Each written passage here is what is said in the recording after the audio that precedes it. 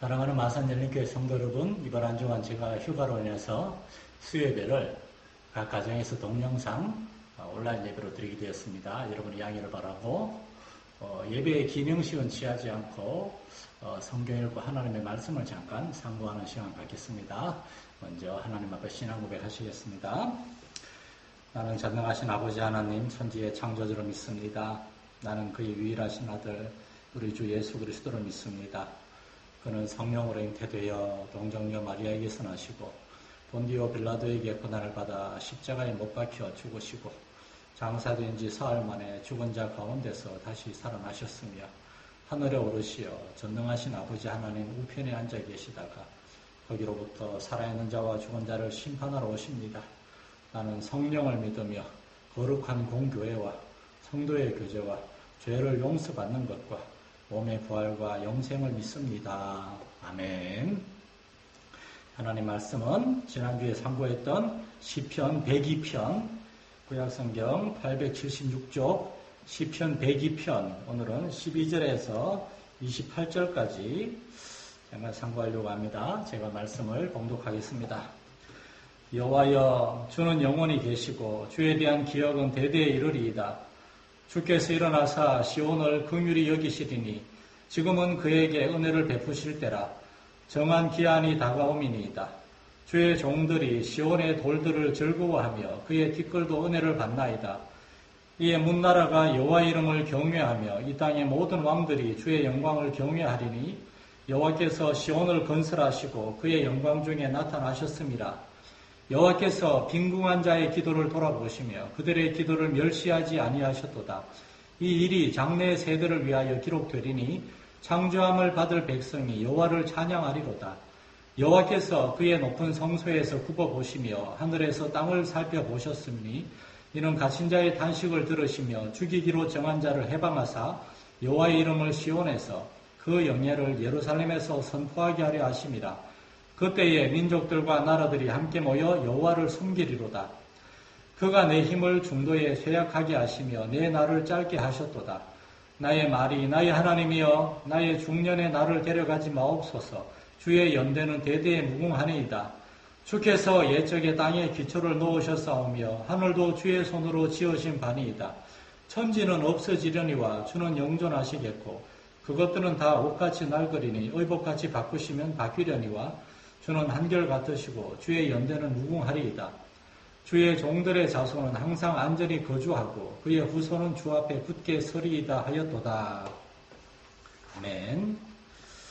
광고 말씀은 이번 한 주간 수요예배 가정에서 이렇게 유튜브 영상 예배로 드리고 금요 저녁 기도에도 가정에서 자율적으로 해주시길 부탁을 드리겠습니다. 그리고 지난 주일날 광고한 대로 전교인 성경 퀴즈는 9월 셋째 주일로 조금 연기하도록 하겠습니다. 여러분들 양해를 부탁드립니다. 그리고 우리 성도들을 위해서 계속해서 특별히 연로하신 성도들과 부모님들을 위해서 많은 기도를 부탁을 드리겠습니다.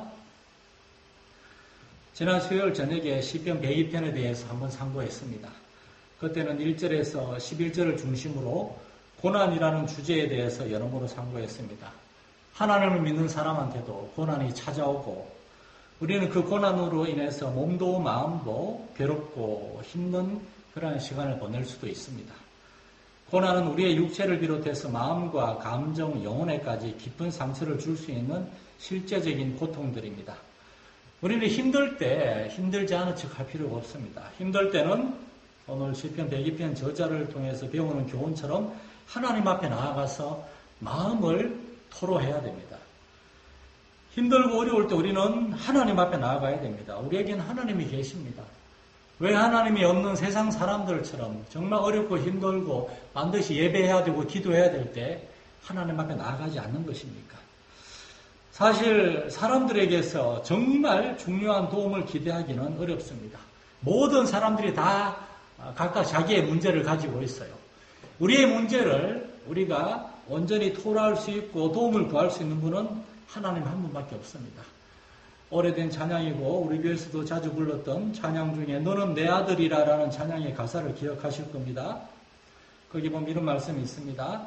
힘들고 지쳐 낭망하고 넘어져 일어날 힘 전혀 없을 때에 조용히 다가와 손잡아 주시며 나에게 말씀하시네. 나에게 실망하며 내 자신 연약해 고통 속에 눈물 흘릴 때에 못자국 난 그 손길 눈물 닦아주시며 나에게 말씀하시네. 너는 내 아들이라. 오늘날 내가 너를 낳았도다. 이 찬양 가사를 만드신 분은 정말 하나님의 이 놀라운 아버지의 사랑을 경험한 겁니다. 시편 102편 저자처럼 이 찬양 가사를 만드신 분도 정말 힘들고 지치고 낭망에 있을 때 우리에게 찾아오신 하나님을 경험하고 하나님 앞에서 울고 하소연하고 토로하고 그리고 마침내 하나님의 회복을 경험한 겁니다. 시편 102편 1절에서 11절에서 시인은 자신의 고통과 그 고난으로 인한 고통에 대해서 아주 생생한 어조로 기록하고 있습니다. 이 11절의 말씀을 한 문장으로 요약하면 아버지, 정말 마음이 힘들고 몸도 너무 아프고 괴롭습니다. 나는 죽을 것 같습니다. 이렇게 하나님 앞에서 하소연하는 시인에게 하나님은 찾아오셔서 은혜를 주십니다. 먼저 그의 마음 가운데 찾아오셔서 위로하시고 하나님을 기억하게 하시고 하나님에 대해서 묵상하게 하십니다. 하나님은 우리가 고통 그 한가운데만 매여 있지 않고 거기에서 벗어나와서 객관적으로 우리의 고통을 바라보고 하나님을 찾을 수 있는 그러한 은혜를 주시는 겁니다. 그 내용들이 바로 본문 12절에서 28절까지입니다. 시인은 1절에서 11절까지 해서 자기 자신의 그 고난으로 인한 고통, 마음이 괴로울 뿐만 아니라 몸도 힘들고 음식도 못 먹고 잠도 못 잡고 몸이 점점 쇠약해져가는 그러한 고통에 대해서 이야기한 다음에 그런 다음에 이제 12절에서는 여호와여 12절이 그러나라고 시작한다고 말씀드렸습니다. 그러나 여호와여 주는 영원히 계시고 주에 대한 기억은 대대에 이르리이다. 시인은 하나님에 대해 기억하고 하나님에 대해서 묵상하고 그 어렵고 힘들 때 자신을 힘들게 하는 그 일들만 붙잡고 생각하는 것이 아니라 하나님에 대해서 생각하고 하나님의 그 성품과 하나님의 역사에 대해서 기억하는 겁니다. 시인이 자신의 고통에 대해서 얘기하는 건 1절에서 11절까지 11절입니다. 그런데 하나님에 대해서 그가 묵상하고 하나님에 대해 간정하고 하나님에 대해 이야기하는 것은 12절에서 28절까지 17절이나 됩니다. 여기서 우리는 중요한 교훈을 한 가지 얻을 수 있지 않습니까? 우리가 겪는 고통과 고난이 아무리 무겁고 크다 할지라도 그것보다는 하나님의 은혜와 사랑이 더 크다는 겁니다. 결국 우리의 고난은 하나님의 은혜보다는 작습니다. 하나님의 은혜와 사랑이 그래서 우리의 고난과 고통을 충분히 다 덮어주실 수 있고 위로해 주실 수 있는 줄을 믿으시기 바랍니다. 시인은 그것을 경험했습니다. 우리도 신앙생활하면서 이것을 경험해야 됩니다. 17절이나 되는 본문 후반부에서 시인은 하나님에 대해서 많은 묵상을 했고 많은 것을 기억해냈고 하나님에 대해서 이야기합니다. 이것은 어떤 교리적인 가르침이 아니라 시인 자신이 경험한 하나님에 대한 이야기입니다. 이 시인이 발견한 하나님의 무한하신 사랑과 하나님의 놀라운 성품들, 우리 각자가 하나님에 대해서 그러한 것들을 경험할 수 있는데 이 시인이 경험한 하나님에 대한 3가지 중요한 사실을 잠깐 소개해 드리려고 합니다. 12절에서 16절 사이에서 시인은 첫 번째로 왕 되신 하나님의 능력과 영광에 대해서 선포합니다. 하나님은 왕이시고 하나님은 능력의 하나님이시고 하나님의 영광 가운데 계신 하나님이라는 겁니다. 우리가 아무리 어렵고 힘들어도 하나님의 왕 되심을, 하나님의 전능하심과 하나님의 영광스러움을 우리가 잊어버려서는 안 됩니다. 그래서 시련과 고난 중에도 입술로 범죄하거나 마음으로 불신앙의 죄를 지어서는 안 됩니다. 오늘 성경에 하면 하나님은 영원히 계신 하나님이시고 하나님은 시온에서 다스리는 하나님이라 그럽니다. 시온이란 말이 많이 나오는데 물론 시온은 이제 문자적으로는 예루살렘 성이 있는 이스라엘 땅의 그 한 높은 산, 해발 900m 가까이 되는 시온산을 의미하지만 그러나 영적으로는 하나님이 거하시는 초소입니다. 하나님은 거기에서 하나님의 백성들을 보고 계시고 하나님의 백성들을 살피시고 계시고 하나님의 백성들의 삶의 모든 환경들을 다 알고 계신다는 겁니다. 이것이 욥의 신앙이 아닙니까? 욥은 고난 중에도 하나님을 높이고 경배하는 사람이었습니다.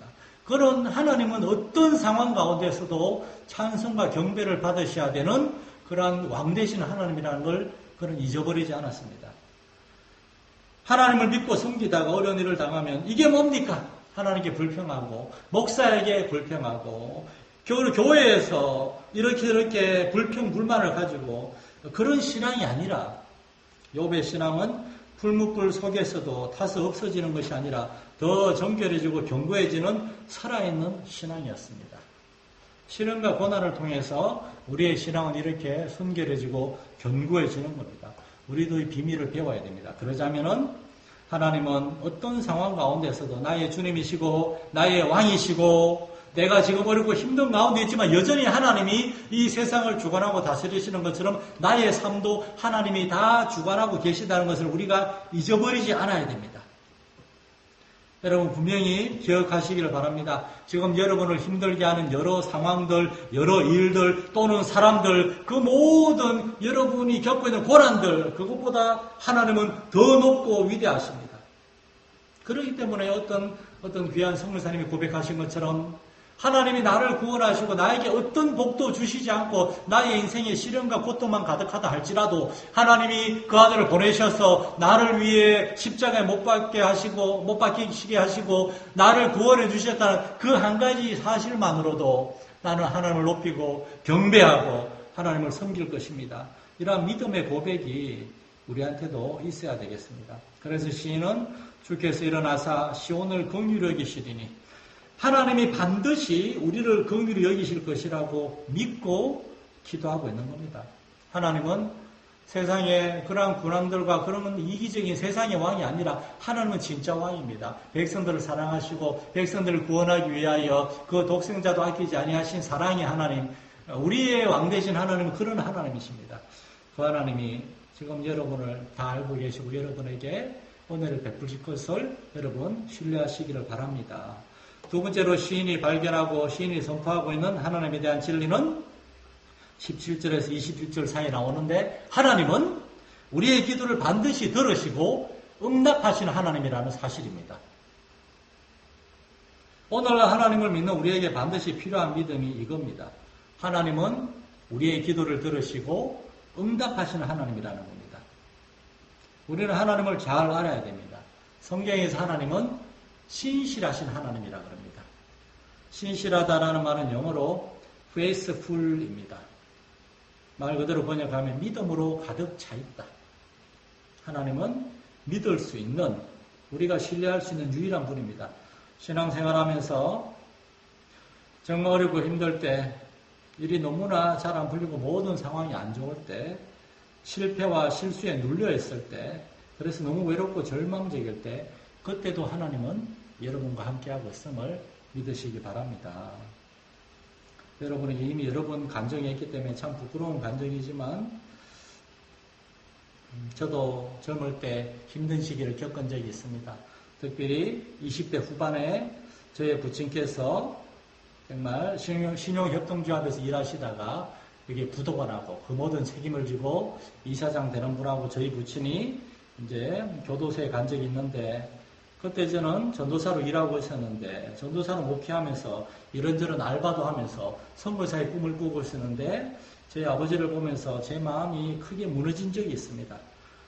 너무나 마음이 무너져서 정말 더 이상 목회도 못할 것 같고 선교사로도 못할 것 같고 나는 어떻게 살아야 되는가 그러한 두려움에 빠진 적이 있는데 그래서 다니던 교회도 사표를 내고 그렇게 몇 달간 방황한 적이 있는데 그때 저는 하나님께 이렇게 기도했습니다. 하나님 너무 힘듭니다. 제가 아무리 한 집의 장남이라고 하지만 제가 짊어져야 될 짐이 너무 무겁고 큽니다. 도저히 주님의 일을 할 수가 없을 것 같습니다. 그렇게 몇 달 동안 이렇게 교회를 사임하고 돈 벌러 다니려고 한 적이 있는데 결론적으로 말씀드리면 하나님은 여러 동역자들을 통해서 저를 다시 붙들어 주셨고 무엇보다도 하나님의 말씀을 통해서 저를 다시 불러주셨고 그래서 제가 하나님께로 돌아오게 되었습니다. 하나님이 저의 무너졌던 마음을 회복시켜 주신 겁니다. 본문 17절에 보면 여호와께서 빈궁한 자의 기도를 돌아보시며 그들의 기도를 멸시하지 아니하셨도다라고 말씀합니다. 빈궁한 자, 한마디로 말해서 가난한 사람, 돈이 없어서 가난할 뿐만 아니라 마음이 너무나 가난해진 사람, 마음이 무너진 사람, 돈 때문에 질병으로 인해서 사람 때문에 인간관계로 인해서 직장 문제 때문에 인생의 어떤 큰 무기로 인해서 마음이 무너지거나 심각하게 가난해진 사람들 그런데 하나님은 그런 가운데서 기도하는 사람들의 기도를 결코 소홀히 여기지 않는다고, 멸시하지 않는다고 말씀하십니다. 하나님의 아들인 예수님이 이 땅에 오셔서 사복음서를 통해서 보는 것처럼 예수님이 주로 찾아다니며 만난 사람들은 어떤 사람들입니까? 가난한 사람들, 병든 자들, 갇힌 자들, 세상에서 죄인이라 손가락질 당하는 사람들, 세상에서 합당한 사랑과 존중과 위로를 받지 못하는 사람들, 하나님의 아들은 그들을 찾아가셔서 하나님의 사랑을 전하시고 그들을 부르셨습니다. 그래서 19절 말씀에는 이렇게 되어 있습니다. 여호와께서 그의 높은 성소에서 굽어보시며 하늘에서 땅을 살펴보셨으니, 하나님은 우리를 다 보고 계십니다. 우리의 기도를 듣고 계시고, 그리고 하나님은 일하기 시작하는 겁니다. 하나님께서는 이 시인이 겪고 있는 고통이 뭔지는 몰라요. 많은 학자들이 하면 이 시인은 남부 이스라엘을 망하고 바벨론을 포로로 갔다가 다시 돌아오고, 그런데도 불구하고 나라는 여전히 패망한 가운데 있고 많은 이스라엘 백성들이 믿음과 소망을 잃어버렸을 때 시인도 역시 그러한 가운데서 영적인 큰 침체의 시간을 겪은 다음에 그가 하나님의 말씀을 통해서 다시 회복되고 돌아와서 이 시를 썼을 것이라 그렇게 추측을 합니다. 하나님은 패망한 나라 이스라엘 안에서 그러나 새로운 이스라엘, 영적인 이스라엘, 때가 되매 하나님의 아들이 오셔서 하나님의 아들의 십자가와 부활을 통해서 이 땅에 세우실 영적 이스라엘 교회를 준비하고 계셨습니다. 하나님은 하나님의 일을 계속하고 계셨어요. 하나님은 포기하지 않습니다. 그러므로 하나님을 믿는 우리도 포기하지 않고 계속 기도하며 순종할 수 있기를 축원합니다.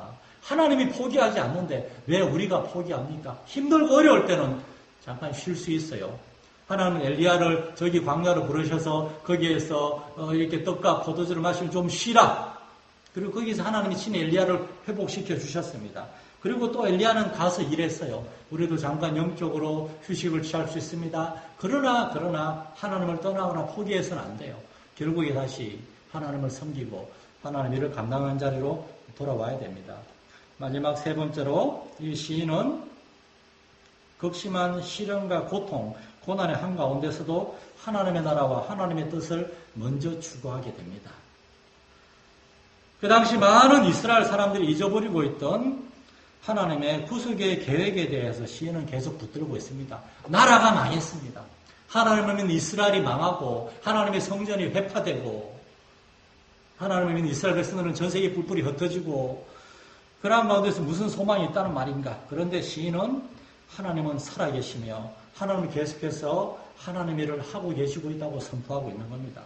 기독교는 하나님을 믿는 종교입니다. 다른 우상 종교들과 달리 살아계신 하나님을 믿는 종교, 하나님한테서 시작한 종교입니다. 사람들은 자기들 어떤 필요에 의해서 바다의 신, 농사의 신, 비어의 신, 재물의 신, 건강의 신 등등의 가짜 신들을 만드는데 이런 사람 중심의 가짜 종교가 아니라 기독교는 살아계신 하나님에 의해서 하나님이 사람들을 부르시고 하나님이 그들에게 하나님을 알려주시고 그렇게 하나님을 알게 된 사람들이 하나님을 믿고 섬기는 그런 참 종교가 바로 기독교입니다. 그래서 기독교인은 하나님을 믿는 사람들입니다. 우리는 하나님의 무엇을 믿습니까? 하나님은 분명히 살아계시다는 것. 하나님은 지금도 세상을 다스리고 계시다는 것. 그리고 하나님은 지금도 우리의 인생도 하나님이 주관하고 계시다는 걸 믿는 겁니다.